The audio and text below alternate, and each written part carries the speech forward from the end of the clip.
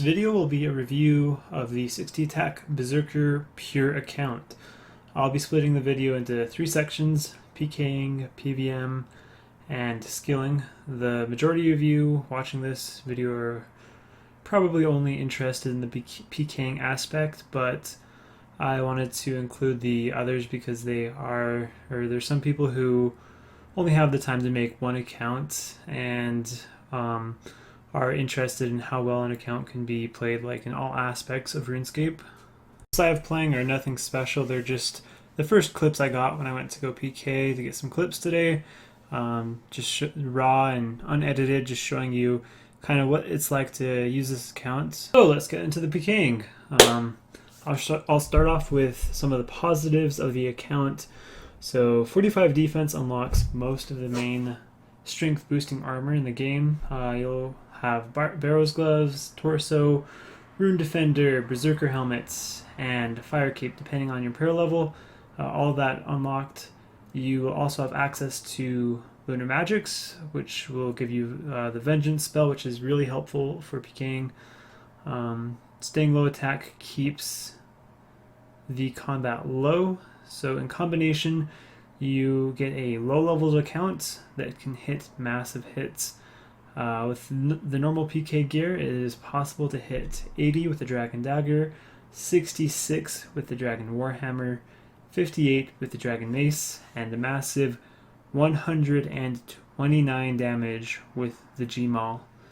The weapons of this build are relatively cheap, which allows you to bring a Berserker Ring Eye as your protect item, which provides a massive +8 strength bonus in the ring slot, which is really powerful since the ring slot is not a very most of the items for that slot are pretty weak.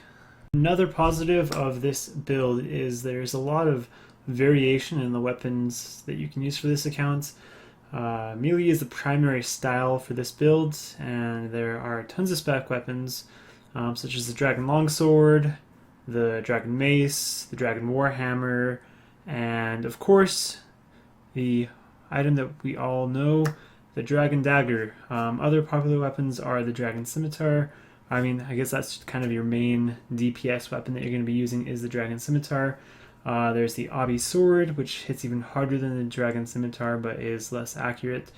Then there is the Obby Maul. Both those, the Obby Sword and the Obby Maul, you want to use with the Berserker Necklace for them to be any good. But they are items you can use and are pretty good. So you can vary up kind of your gear sets that you're using. And then there's the Barrel Chest Anchor, or something like that. It's called something like that, but you can also use range as your primary, and use Void with Ballista, which is very strong, or you can just use range as a support and do range to melee weapon for a huge combo like MSB to a Dragon Dagger or MSB to a Dragon Warhammer, etc. One tickum for a large amount of damage stacked up. So for hybriding, this account can work quite well if you are able to spec them when they have robes on. Because if they have robes on and their defense bonus is low, then you have a very good chance of killing your opponents. You can do tons of damage. This account has very high damage potential, and with hybriding, because of the fact that you're trying to hit them with whatever their armor is weak against, the low attack of this account doesn't matter too much. Like I said, you're going for hits on their robes, so which makes your attack level kind of irrelevant because you should be able to hit pretty well.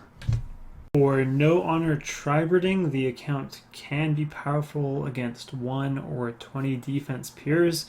Because of their low defense, you can take full advantage of your massive strength bonus. Catch them when they have the wrong prayer on, and with a melee spec like a DDS, and there's a good chance that you will be able to kill them. Now, those are the positives, so now on to the downsides of the account.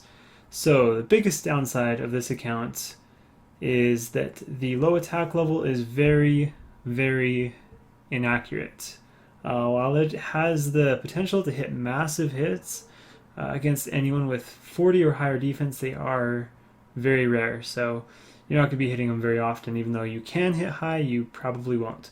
So against tanks, you will hit tons of zeros, and even against other Berserker Pures, you'll hit a lot of zeros. So with 100% accuracy, and just to put into perspective how rare it is, with 100% accuracy, which you will not have, definitely won't have that unless you're fighting one defense pure, then you'll have like a 98% accuracy.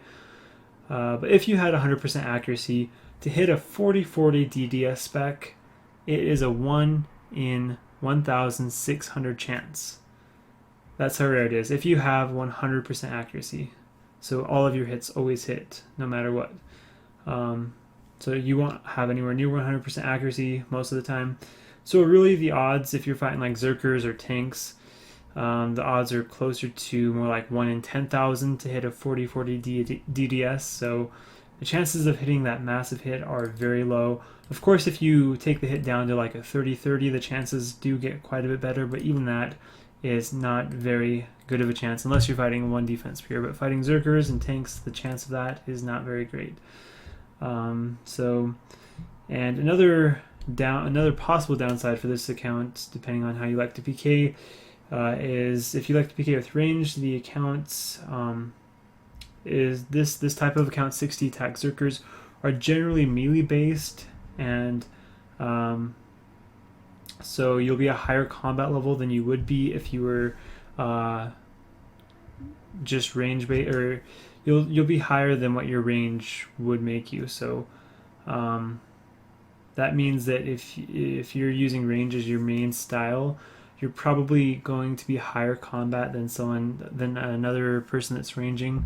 They'll probably have the same range level as you, but have like higher defense or higher HP because you're melee based. So your melee got you combat levels past what your range would get you.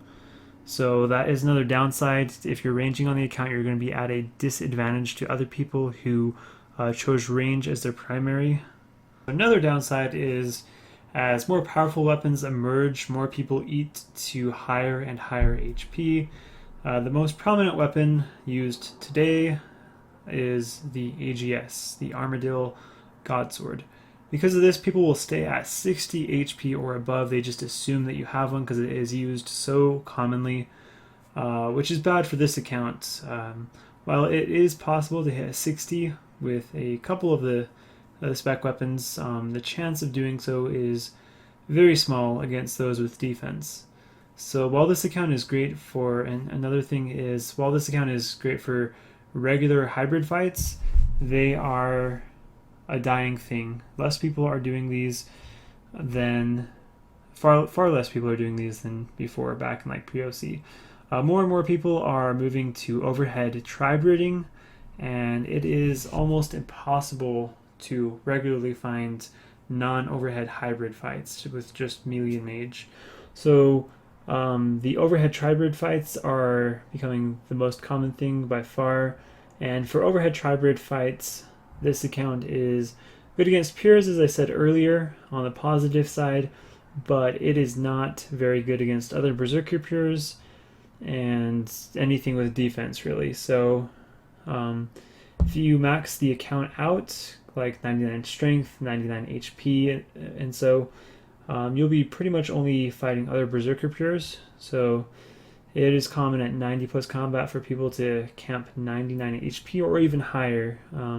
And this build just doesn't have the accuracy and KO power to have much chance of killing people who camp that high of HP. This video is going longer than I thought it would be, so I'm going to try and speed up the rest of it. So that is it for my positive and negatives of this account build for pking.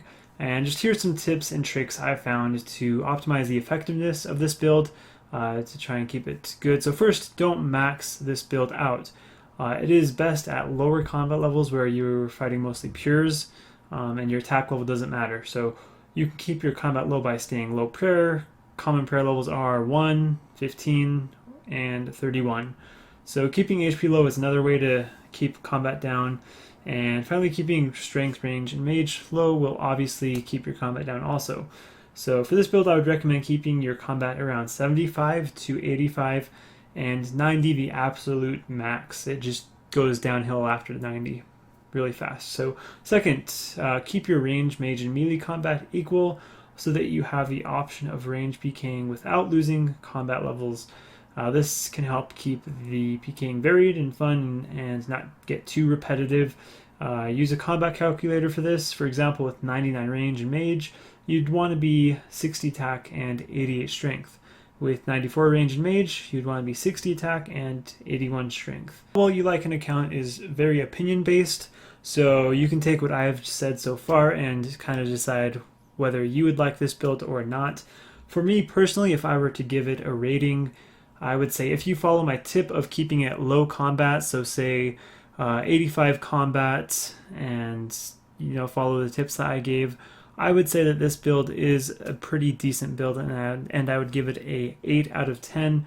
If you max it out, 94 combat, 99 strength, 99 HP, then it goes down. I would say it is about a 6 out of 10, so not too great at that point. This is it for the PKing review of this account. Next up, I'm going to move on to PVM. So to start, because of the low defense, this account will always be less efficient to use than a main, obviously at every boss. So, but with that said, it works quite well at many bosses. God War's dungeon will be hard to get many kills solo, but with a team it is very easy and you can still get quite a few kills. The bigger the team, the more your low defense doesn't matter. So if you have a team, you like to do team boss, then PVM works very well for this account. At least the bosses that are good to kill with range and mage. So with 45 defense, you have access to Black D'hide, which is only a little bit worse than the best ranging armor in the game. Because of the 60 attack, you'll want to range or mage pretty much every boss that you do. Bosses that heavily favor melee, you won't be able to do them very well because of the low attack. Just doesn't hit very well. And as you guys can see from the clip, it does work Arma. I went and duoed Arma with my main, double logged, and it surprisingly worked very well. Like, I still was able to get quite a few kills. Like, my low defense had a much smaller effect than I thought it would. When the minions and everything got on me, they hit quite a bit, but because I had my main there, they were on my main half the time. So, in which time my Berserker didn't get hurt really at all. So it works quite well, better than I was expecting. And if you have an even larger team like Trio or 4-man, 5-man, 6-man, Mass, whatever, your low defense won't really matter at all. Zulrah also works very well. The low defense doesn't matter. You can do Zulrah very efficiently. Next up is skilling. You'll be able to train almost every skill just as efficiently as you would be able to on a main. Really, the main differences will be Slayer. You'll be a bit slower. You will only have 4 blocks max instead of 6. And runecrafting may be a tiny bit less profitable because you're going to be using more food, while in the Abyss you're going to get hit more often. So that's very small though, very small difference. And diaries, you'll be able to do a lot of diaries. Arty, you'll be able to do elite. Be able to get from that, you get free 5k worth of sand delivered to your bank automatically every day.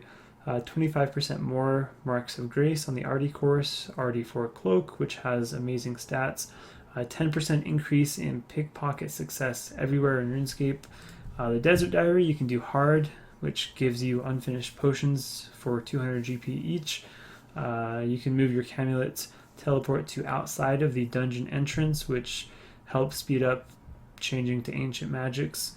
Thali, you can do the medium, up to the medium diary. Fremi, you can do the elite, which gives you noted DK bones. You unlocked 2 new lunar spells, tan leather and recharged dragonstone spells. Aviances drop noted Addy bars. Kandaren, you can do up to the medium, which gives you 5% higher yield in the Catherby herb patch and 10% more marks of grace on the Seer's course.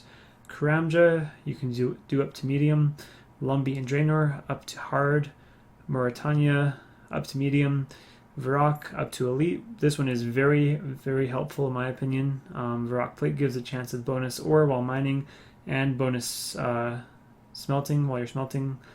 And the big part of it is you can get 120 battle staffs for 7k each every single day. It takes about 5 seconds to go buy them, and it's 240k profit as of making this video. And you can switch Varrock teleport to the GE, which is very helpful as well. Western provinces you can do up to medium. Wild you can do the elite, which the elite gives you increased catch rate of dark crabs, which is a very awesome thing. It's very AFK, very profitable, and you can get some decent fishing experience as well. I AFK there on my main a lot. Also dragons drop noted dragon bones. Once you have the elite wilderness diary done, at least the dragons in the wilderness do, you get free entry to the resource area, 3 free tullies to the Fountain of Rune. You can choose your destination when using the obelisks, and you can get up to 5 ecumenical keys at once, and then you get tons and tons of wilderness shortcuts. And the lever in Deep Wilderness can teleport you to Edgeville and Artie instead of just Artie. So that is pretty much it for the skilling. I hope you guys enjoyed this video, and like it if you want to see some other videos like this for other account builds. I kind of want to make a video like this for every account build that I have. So I have lots of account builds to do this with. So like this video if you want to see more reviews of other account builds. See you guys next time.